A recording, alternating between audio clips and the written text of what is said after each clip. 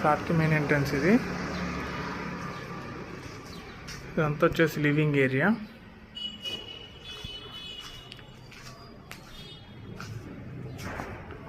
Three 2300 SFT ఉంటుందండి. Each ఫ్లోర్కి 2 floors. ఇక్కడ పూజా గది అండి. పూజా గది చాలా స్పేసెస్గా ఇచ్చారు. వెంటిలేషన్ కూడా చాలా బాగుంటుంది. ఇక్కడ వచ్చేసి ఓపెన్ కిచెన్. ఇక్కడ యూటిలిటీ ఏరియా. ఈస్ట్ ఫేసింగ్ అండి. ఈస్ట్ ఫేసింగ్ ఫ్లాట్ ఉంటుంది. ఈస్ట్ ఫేసింగ్ రోడ్ ఉంటుందండి.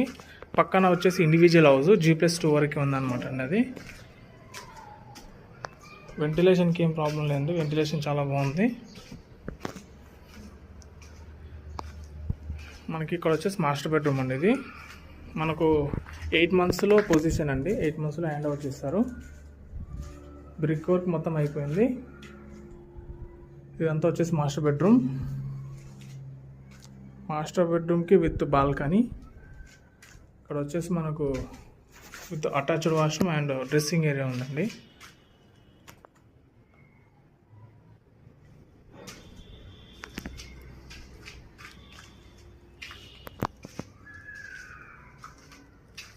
మనకు సెకండ్ బెడ్రూమ్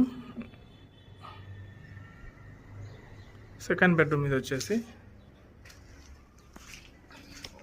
సెకండ్ బెడ్రూమ్కి విత్ అటాచ్డ్ వాష్రూమ్ కూడా స్పేసెస్గా ఇచ్చారండి.